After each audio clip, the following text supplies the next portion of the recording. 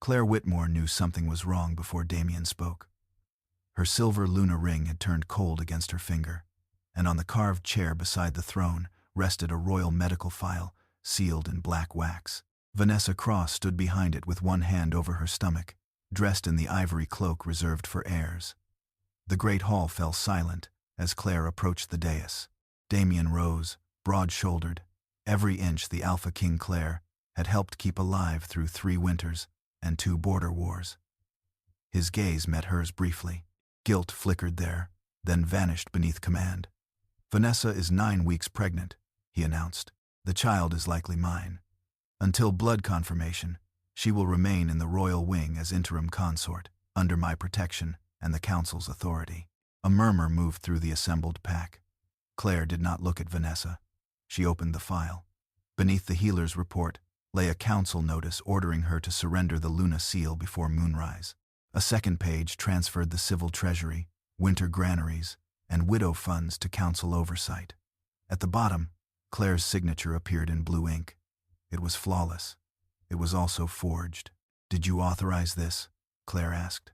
Her voice was quiet enough to make Damien lean forward. He hated that calm. It reminded him of battle rooms where she had seen disaster before anyone else. "The council drafted emergency protections," he said. "I signed what was necessary." Claire raised the paper. "Did you order a triple air test?" Malcolm Voss answered. "Kingdom cannot wait for pride." Claire's wolf struck the inside of her ribs, but her face remained still. 4 miscarriages. 4 small graves without stones. Damien had once held her through each fever, promising she was more than an heir. Now he used that grief as permission. "This is not pride," Claire said. "This is pack law." Damien's jaw hardened. "The pack needs stability. Vanessa can give what you cannot." For heartbeat, regret crossed Damien's face. Vanessa saw it and pressed to his arm. She feared Claire more than she feared exposure. Claire had loyalty. Vanessa could not seduce. Systems she could not understand.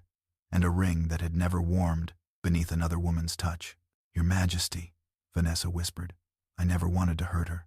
Claire finally looked at her. "Stop standing on my chair." Several elders lowered their eyes. Damien did not. "Enough," he said, and Alpha Command rolled across the hall like thunder. Claire felt it press against her bones, demanding submission. The mate bond carried his authority deeper, twisting love into a chain. She breathed once, slowly, then removed the silver dagger from the table. Guards reached for a weapon. Claire placed the blade against her palm. "Claire." Damien's warning carried something almost human now. Fear. She cut before he could stop her. Blood welled bright across her skin and fell onto the final page of the first Luna Covenant. The parchment drank it. Silver light raced through the letters, climbed the royal seal, and split the black wax in 2. Somewhere beneath the palace, ancient locks began closing one after another. Malcolm surged to his feet. "You do not understand what you have done." Claire wrapped her bleeding hand with a strip torn from her sleeve. "I understand exactly." Ruth Bennett's hidden clauses were already moving through neutral banks. Healer wages would continue. Civil stores would remain protected. But the council, the throne, and military account touching Luna funds had just lost access until Moon Court. Claire slid the residence key onto Damien's throne. She kept the ring. "You chose your heir," she said. "Now answer for the law you broke to claim it." Damien descended, panic breaking through pride. "Claire, do not leave this hall." She met his eyes, loved him for the last time, then turned away. By sunrise, he still had a crown, but nothing holding it upright. The palace gates closed behind Claire with a groan that sounded like stone grinding over bone. Snow blew across the road, erasing her footprints almost as quickly as she made them. She kept walking. Only when Blackthorn's towers disappeared behind the pines did the mate bond tear through her chest. It was not a clean break.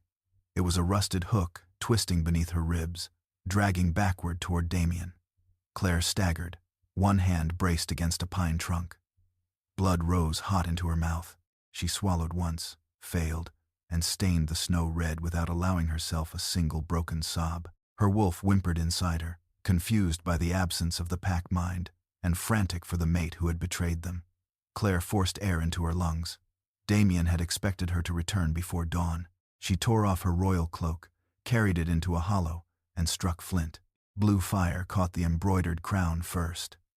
Cedar smoke rolled through the trees, carrying her scent west, while she turned east toward the frozen river. She knew every border trail because she had redesigned them after the famine. The knowledge once used to defend Blackthorn would protect her from it. A branch snapped behind her. Claire did not run. Running invited pursuit, and the pain in her chest had already weakened her legs. She stepped off the road, crossed a shale bed that held no tracks, then doubled back through a stream until 3 familiar scents drifted between the trees. Julian Voss emerged near the river, with 2 royal guards at his shoulders. His dark uniform bore no king's command ribbon. Instead, black wax marked the folded order in his glove. Claire recognized Malcolm's council seal before Julian smiled and extended his hand as though requesting an invitation to dance. "The ring and the covenant copy," he said. "Give them to me, and perhaps you reach Greyhaven alive." The guards spread apart, blocking the road and riverbank. Claire's body went cold for a reason beyond winter. Damien might have abandoned her, but the order to kill her came from council. Claire glanced toward the rope bridge spanning the gorge. She had ordered its western anchor replaced last spring. The eastern anchor still carried a temporary release pin beneath the lowest plank. "If Damien wants the ring," she said, stepping backward, "he can ask me himself before witnesses at Moon Court." Julian lunged. Claire pivoted and ran onto the bridge. Every step drove splinters of agony through the bond. The guards followed, heavier and faster. At the midpoint, she dropped to one knee, reached through the ropes, and tore free the hidden pin with fingers already numb from severe blood loss. The eastern cable screamed loose. Claire threw herself toward the far ledge as the bridge twisted. Julian caught the final rope, but his guards plunged into the ravine, their shouts swallowed by black water. Claire struck the frozen bank shoulder first. Something cracked. She rose anyway, and kept moving eastward. By the time she reached the neutral boundary, moonlight had blurred into silver smears. An ancient border stone stood beside the road, carved with sanctuary law in 3 languages. Claire pressed her bleeding palm against the Luna ring, then drove its moonstone face into the deepest carved symbol before collapsing. Silver light spread through the inscription. Farther north, a Stormridge patrol saw the sanctuary flare above the trees. Claire heard wolves approaching before darkness closed over her. Their leader found her half buried in snow, one arm angled unnaturally, the bloody ring still pressed against the glowing stone beneath her. She woke to cedar smoke and unfamiliar voices beyond a door. One man argued that Blackthorn would demand her return. Another voice, deeper and controlled, silenced him without raising its volume. "I did not ask who she belongs to," the stranger said. "I asked why the council fears her ring." Claire woke to the scent of cedar smoke, crushed herbs, and snow melting from wool. Her left shoulder had been bound tightly against her ribs. The mate bond still pulsed beneath her sternum. A slow, poisonous ache, but the fever had broken. Beyond the closed door, boots crossed a wooden floor. No palace marble, no Blackthorn guards. She opened her eyes and found the Luna ring resting beside her bandaged hand. The door opened. A tall man entered wearing a dark gray coat without ceremonial embroidery. His eyes were silver, his expression unreadable. Claire recognized the authority before he spoke. Grant Holloway, Alpha of Stormridge, placed a written sanctuary charter on the blanket instead of reaching for her. 30 days, he said. After that, Moon Court decides whether Blackthorn can claim jurisdiction over you. Claire read every line. Add that no Stormridge officer may search my room, open my correspondence, or take the ring without a court order. Grant's mouth shifted, almost amused. Most people rescued from a frozen road begin with gratitude.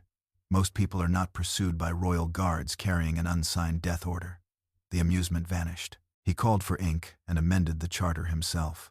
He questioned her about Moonfall Reversion, the Covenant accounts, and Malcolm Voss. Claire answered only what sanctuary law required. Pain sharpened whenever Damien's name surfaced, yet she never lost the thread of Grant's questions.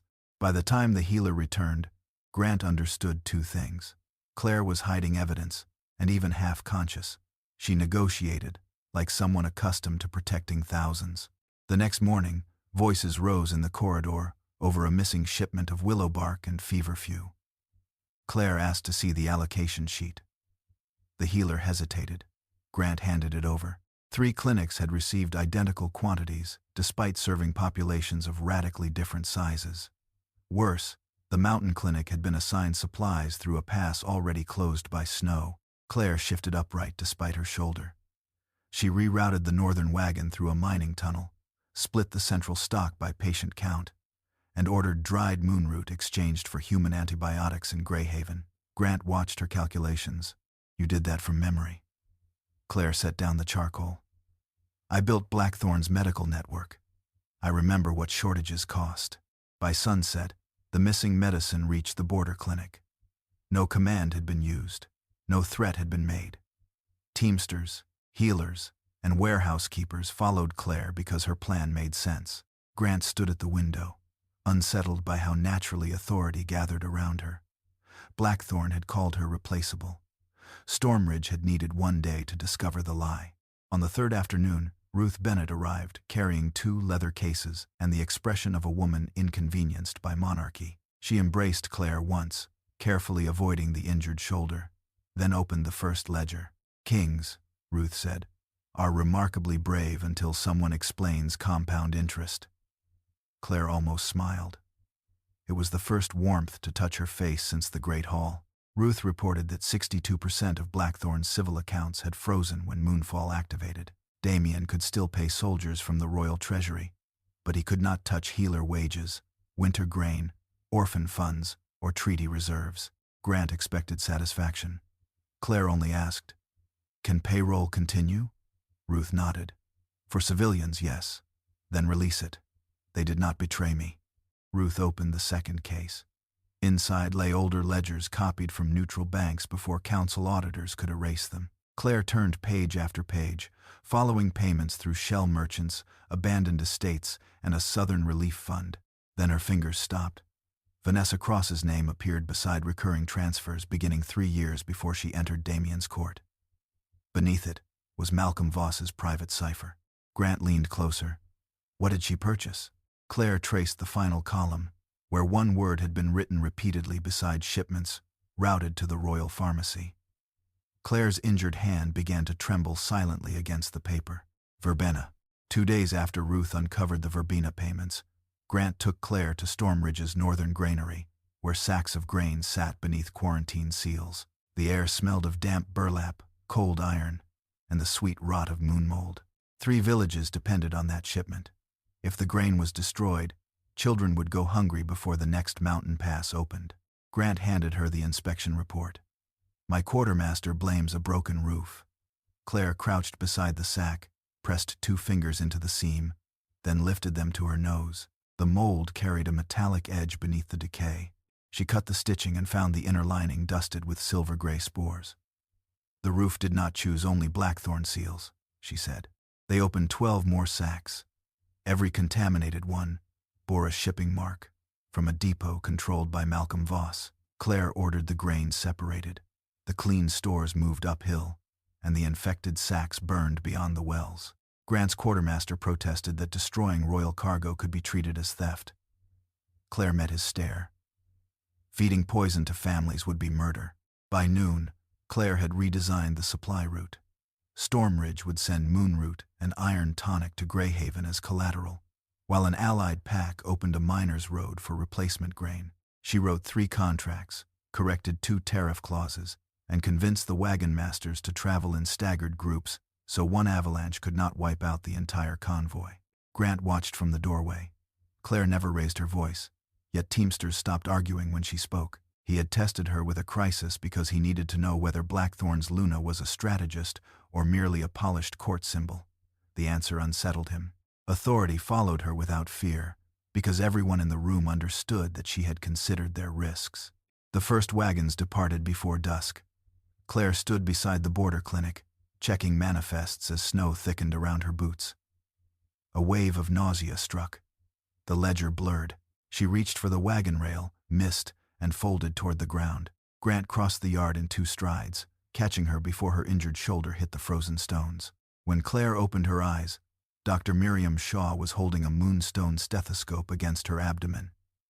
Grant stood outside the half-open door, his back turned to preserve her privacy. Miriam's hands shook as a rapid rhythm filled the room.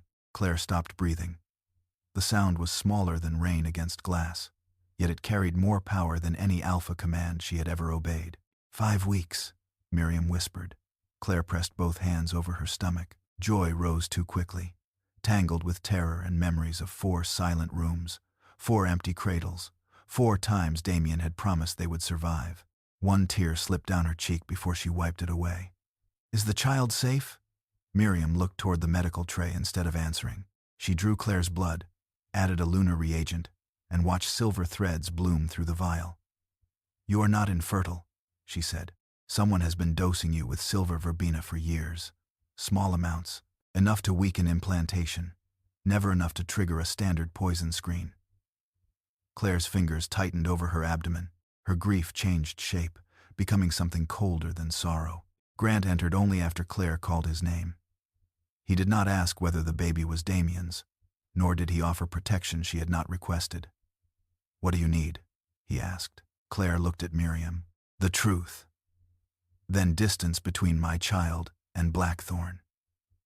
Miriam opened her medicine case and removed an old amber bottle bearing the Royal Pharmacy seal. Her thumb covered the prescribing signature for one final second. When she moved it, Claire saw the name clearly. Dr. Miriam Shaw, authorized by Senior Counselor Malcolm Voss. Miriam's voice broke. "I signed the order," she confessed. "But Voss chose the formula, and he threatened my daughter if I refused." By the 3rd morning after Moonfall reversion, Blackthorn's treasury doors opened to reveal rows of sealed iron chests. Damien stood beneath the vaulted ceiling, while the royal treasurer explained that military funds remained accessible, but the civil accounts had vanished behind neutral banking wards. He struck the nearest table. "Claire cannot hold an entire kingdom hostage because she is angry." The treasurer lowered his eyes. "She is not holding it hostage, Your Majesty," the treasurer said. "Those accounts were never crown property. Every grain contract, healer reserve, widow payment, and orphan fund was established through the Whitmore covenant." Damien demanded the Luna seal. When it was brought, the moonstone remained dark beneath his palm. It would not authorize a single ration order without Claire's blood or consent. Silence. He left the treasury with anger carrying him through the corridors like heat. In the courtyard, more than 100 healers had gathered beneath gray banners. Council officers had attempted to seize their reserve medicines, and the healers refused to open the clinics. Families crowded behind them, shouting Claire's name. Damien stepped onto the balcony and raised his hand, expecting obedience. The voices grew louder. Vanessa appeared beside him in a cream gown, one hand resting over her stomach. "Use the guard," she murmured. "Arrest the leaders before the crowd becomes dangerous." Damien turned toward her. The softness she displayed before witnesses had disappeared, leaving calculation in its place. "They are unarmed healers," he said. Vanessa smiled faintly. "Unarmed people can still teach a kingdom disobedience, Damien." The words chilled him more than the winter wind. Claire had argued with him often, but she had never suggested starving dissent into silence. He ordered the council officers away and authorized emergency medicine from the military stores. The healers accepted the supplies, yet none bowed. As Damien returned inside, he noticed the empty Luna chair through the open hall doors. It looked like judgment. Ethan waited in the council chamber, with 3 documents spread across the obsidian table. His expression held none of a beta's usual deference. "Claire's signature on the transfer order is forged," he said. The ink was mixed after the document received its royal date. Damien stared at the page. "Malcolm said she approved it." Ethan tapped the lower seal. "Malcolm lied to you." Then Ethan produced a copy of Julian's pursuit order. Black wax marked the command to recover Claire, the ring, and the covenant by any necessary means. No royal ribbon appeared beside it. Damien read the sentence twice. His wolf surged with such violence that the table groaned beneath his grip. "I never ordered her death." Ethan met his gaze. "You made it possible anyway." Damien crossed the palace alone and entered Claire's office for the first time since she vanished. The room smelled faintly of cold rain, cedar blossom, and old paper. Her desk held completed winter schedules, signed clinic protections, and contingency plans dated 2 weeks before Vanessa's announcement. Claire had prepared Blackthorn to survive, even while suspecting she might be replaced. Damien sank into her chair slowly. A folder labeled "Northern Children" lay beneath the final ledger. Inside were revised food routes, heating allocations, and a handwritten note asking that no child lose medicine because of whatever happens to me. Damien closed his eyes. The scent of Claire's bond lingered at the edge of his senses, thinned by distance and pain. For the first time, he felt fear without anger shielding it. When he opened the lowest drawer, a velvet pouch slipped onto the floor. 4 narrow hospital bracelets spilled across the stone, each bearing Claire's name and the date of a child they had lost. Damien knelt, unable to touch them. Behind him, the palace bells announced another failed ration order. Only then did he understand. Claire had prepared Blackthorn to survive everyone except him. The Moon Archive stood inside a mountain older than every living pack, its entrance hidden behind a frozen waterfall and guarded by laws no alpha could overrule. Claire arrived before dawn with Grant, Ruth, and Miriam. Beneath her coat, the Luna ring pulsed, as if recognizing stones it had not touched in centuries. The archivist barred their path. He refused them until Claire pressed her bleeding thumb against the iron door. Silver light raced through carved wolves, and hidden locks turned deep within the mountain. The entrance opened onto a narrow stairway filled with dust glittering like frost. At its base waited a chamber absent from every modern map and royal record. A moonstone pendant rested inside a glass case above a black leather book bearing the name Evelyn Whitmore. Claire recognized the pendant from her mother's only portrait, though she had called it a cheap family charm. When Claire touched the case, her ring warmed and released the ancient lock with silver fire. Ruth opened the leather book while Miriam raised the lamp. Its genealogy traced 9 generations of women hidden behind changed surnames, quiet marriages, and false burial notices. At the final branch stood Claire's name. Evelyn Whitmore, first Luna and author of Pack Law, was her direct ancestor. Claire could barely breathe at all. Her mother had not hidden poverty from her. She had hidden a throne. Behind the genealogy lay the first charter, its silver pages untouched by age. Ruth read the governing clause twice. The Luna Covenant could protect more than civil property. It could suspend the crown itself when Alpha and Council knowingly broke sacred law together. If heir law, sanctuary law, and a Luna's right to trial were jointly violated, the first Luna's heir could place Blackthorn under temporary stewardship. Grant exhaled. 1 petition could remove Damien and the council. Claire turned sharply. And make me a usurper crowned by blood. That is not justice to me.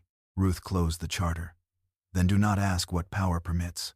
Ask what the people need you to prevent. The answer did not comfort Claire. She looked at Grant. How long have you known this chamber existed? Silence settled between them. Miriam lowered her eyes.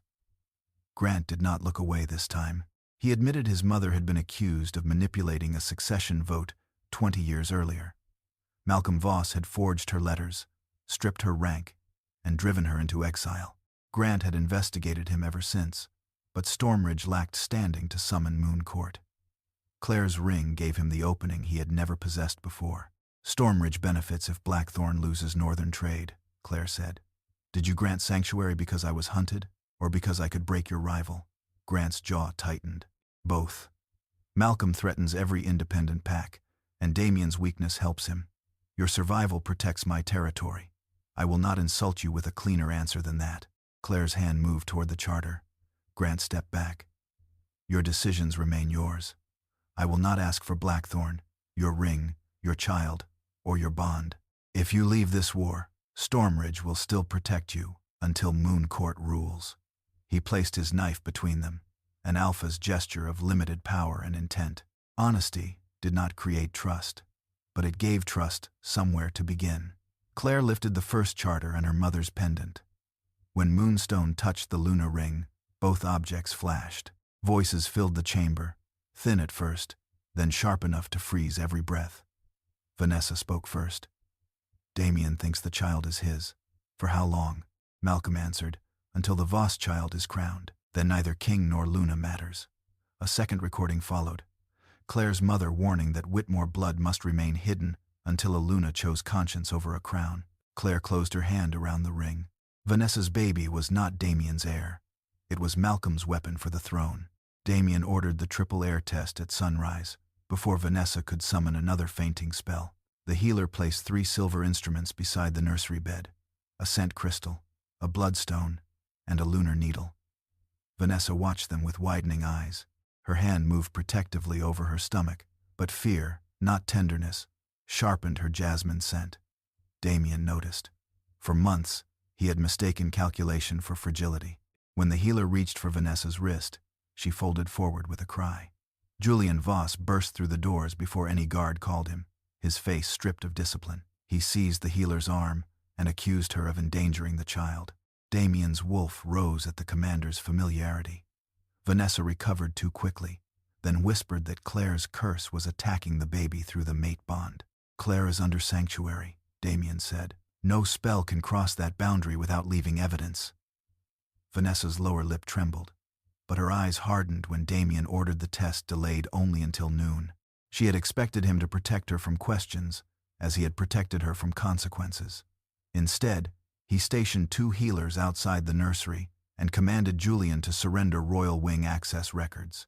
Ethan received the records in secret and carried them beneath his coat to the bell tower. The security crystals showed Julian entering Vanessa's chambers on 17 nights. Damien was away. One recording captured Vanessa kissing him beside the unborn heir's cradle. Another showed Malcolm passing Julian a vial marked with the pharmacy seal. Ethan copied everything, but footsteps climbed the stairs before he could escape. Julian entered with guards. His composure had returned, polished and cold. Ethan crushed the original crystal beneath his heel, while sliding the copy into a crack behind the bell rope. Julian struck him across the mouth and declared him under arrest for treason against the unborn heir. As chains closed around Ethan's wrists, he smiled through blood. Julian had searched his pockets, not the tower. That evening, Malcolm summoned the council without Damien's consent.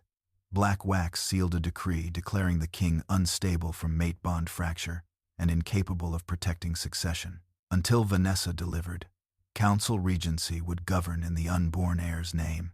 Damien entered before the vote ended, but guards surrounded the table. 4 elders avoided his gaze. 2 others were missing, and Malcolm held the deciding seal. Malcolm did not raise his voice. "Withdraw your demand for blood testing, restore council access to the covenant, and name Vanessa, acting Luna. Refuse, and Blackthorn learns its king has endangered the royal child for a barren exile." Damien crossed the chamber before anyone moved and drove Malcolm against the wall. Julian's soldiers lifted weapons. For once, Alpha Power could not solve this trap alone. At Stormridge, Claire received the council notice while helping Miriam catalog antidotes. The document named her traitor, accused her of poisoning Vanessa through forbidden blood magic, and ordered her surrender within 3 days. Below Malcolm's signature appeared a separate execution warrant for Ethan Cole. Claire read it twice, then placed it beside the amber verbena bottle without letting her hands shake in front of Grant. Grant studied her face. Stormridge Sanctuary could hide her until the court intervened, but returning to Blackthorn meant walking into Malcolm's army while pregnant and bond weakened. "You owe Ethan nothing," he said, testing whether duty still ruled her. Claire folded the warrant along its original creases. He spoke when silence protected him. "That is not nothing." Her voice was calm, but her wolf had risen. She fastened Evelyn Whitmore's moonstone pendant around her neck and placed the Luna ring over her heart. Grant asked how many Stormridge warriors she wanted. Claire answered, "Enough to defend the grain wagons, none to invade." She would return with medicine, witnesses, and law, not conquest. Then she looked toward the southern road. "I am going back," she said, "but never again as Damien's Luna." The first grain wagon reached Blackthorn's eastern border before sunrise, its wheels wrapped in cloth so the council scouts would not hear it approaching.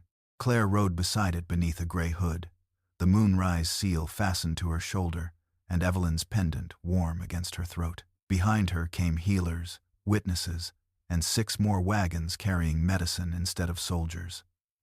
Grant led the rear guard. At the iron checkpoint, royal guards lowered their spears. Their captain read Malcolm's order demanding Claire's arrest, then looked beyond her at villagers gathering along the road. Children coughed beneath blankets. An old woman held an empty tonic bottle above her head. Grant's warriors waited without drawing steel. Claire raised the sanctuary charter. "You may bar me," she said, "but not the supplies." The captain hesitated.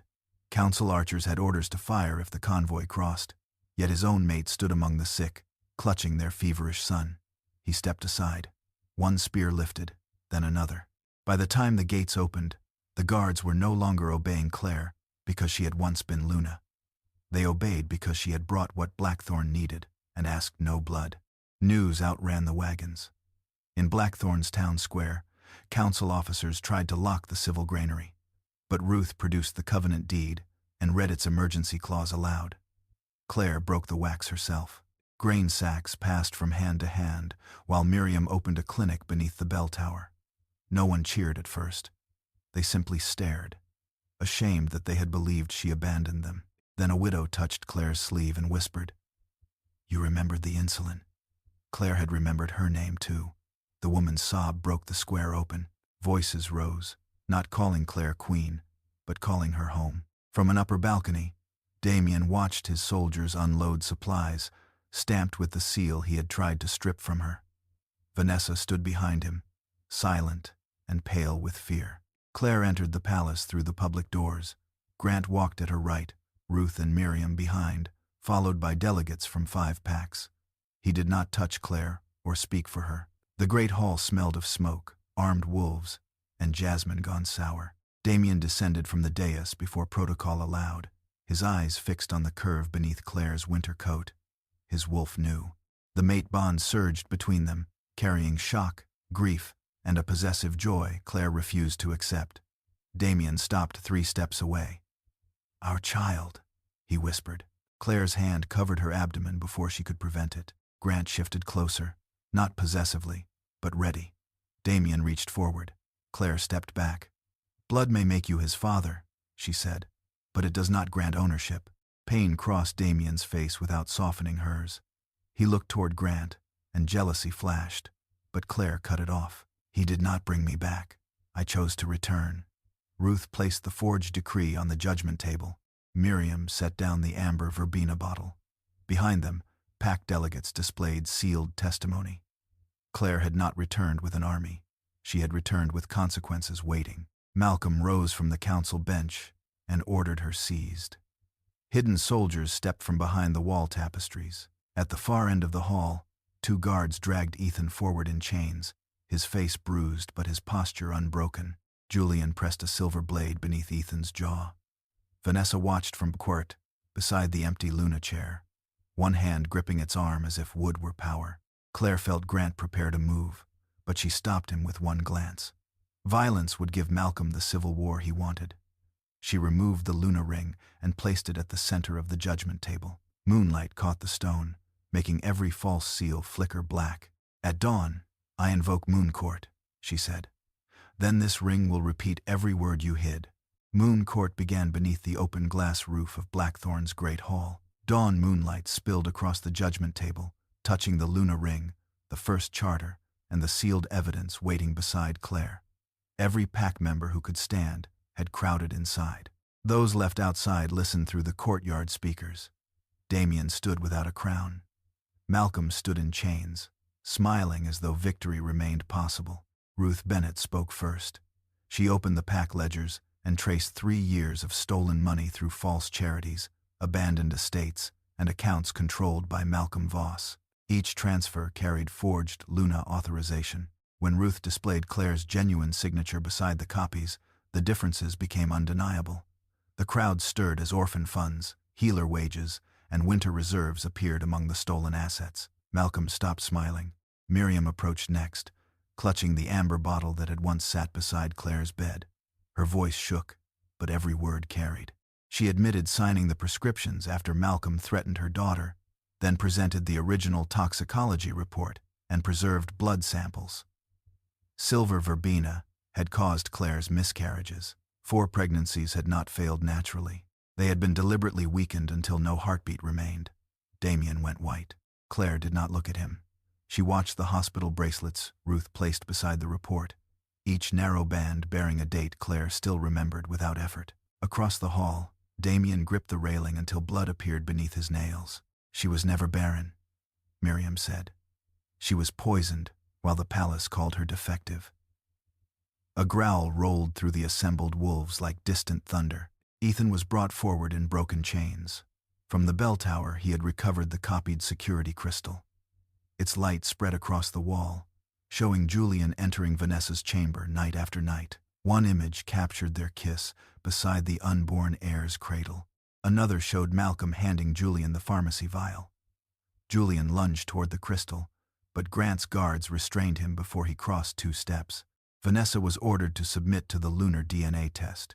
She resisted until Malcolm called her expendable before the entire hall. Something hardened inside her. She extended her wrist, then handed Claire a hidden recording stone. The bloodstone rejected Blackwell lineage and blazed Voss red. Julian was the father.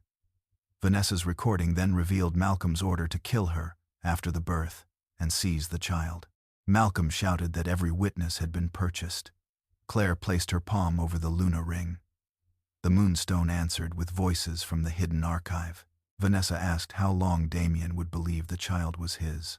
Malcolm replied, "Until the Voss heir is crowned."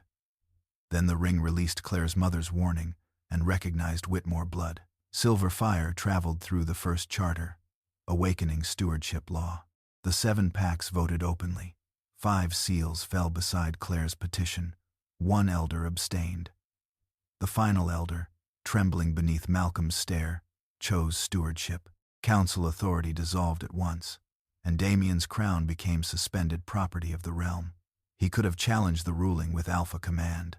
Instead, he removed the signet and placed it beside Claire's ring. "The law stands," he said. "So does guilt." He faced the pack without excuse. Damien admitted recognizing Vanessa before testing the child, stripping Claire without trial, and signing documents he had not read because pride made obedience feel safer than truth. He did not blame the bond, the council, or fear of succession. "Claire did not fail to give me a family," he said. "I failed to protect the family I had already." The ruling left Claire with power no Luna had possessed. She could keep Blackthorn or replace the throne with something new. Claire closed the charter without announcing her choice. After the crowd departed, Damien found her beside the Luna chair. He knelt, asking for neither crown nor forgiveness. "When our child is born," he asked, "will you let him know his father was a coward?" Malcolm Voss was sentenced before sunset. The Moon Court stripped him of rank, property, and wolf privileges, then consigned him to Silver Mine Prison for life. Julian received 20 years for treason, attempted murder, and falsifying the royal bloodline. Vanessa avoided the mines only because her recording had exposed Malcolm's final order. She was exiled under healer supervision until the child was born. Claire refused every demand that Vanessa's baby be punished for his parents' crimes. "No child enters this world guilty," she told the court. The boy would be placed with Vanessa's maternal aunt in neutral territory, beyond Voss influence. Vanessa wept when she heard the ruling, not from victory, but because Claire had shown mercy where she herself had offered none. Damien abdicated the following morning. He dismissed the royal guard commanders who had served council orders, transferred the army to temporary civilian oversight, and placed the Blackwell signet in Claire's hand. She did not close her fingers around it. Instead, she set it beside the first charter. "Blackthorn will never belong to one bloodline again," she said. The severance chamber lay beneath the old chapel, where mate bonds appeared as threads of living light. Claire's bond to Damien glowed between them, frayed, blood-dark, and still painfully strong. Damien stood without crown or command. "I will not ask you to stay," he said. "I only ask that you do this because you choose freedom, not because I deserve punishment." Claire touched the silver thread. The chamber opened every wound the bond had carried. His public rejection, her frozen flight, the 4 losses, and the moment he called another woman's child his heir. Damien felt them all. He dropped to his knees, choking on pain. Claire did not rejoice. She simply cut the thread with the ceremonial blade. Silver light dissolved between them. Claire's wolf went silent, then breathed without him for the first time.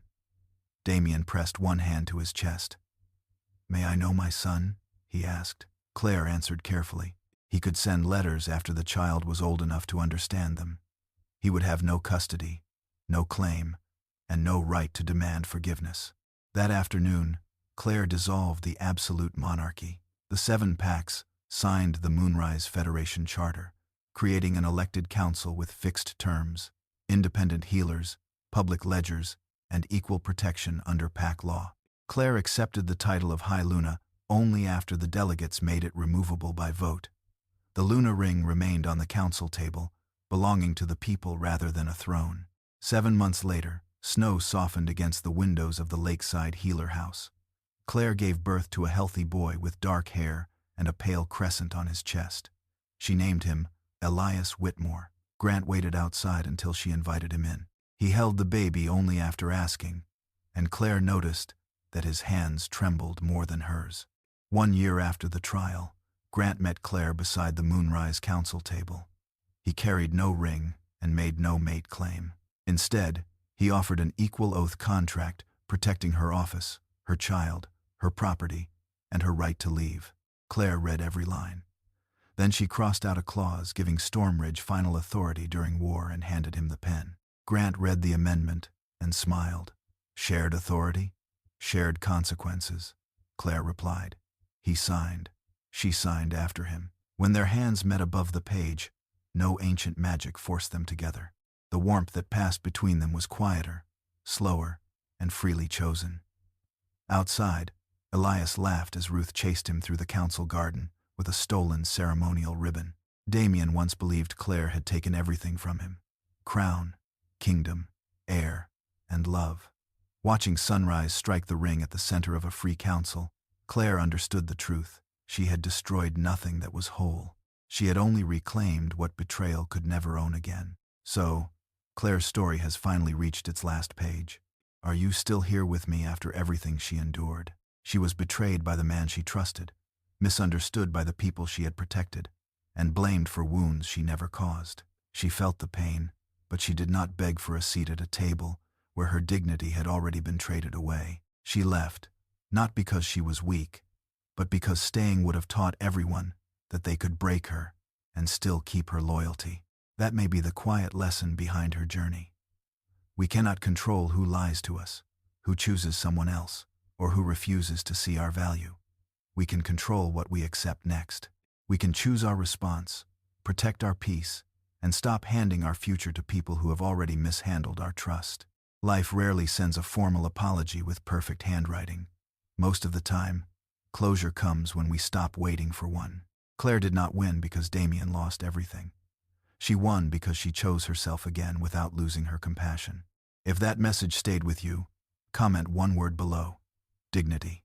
And if you enjoyed Claire's journey, please like, share, and subscribe for more stories of courage, justice, and second chances.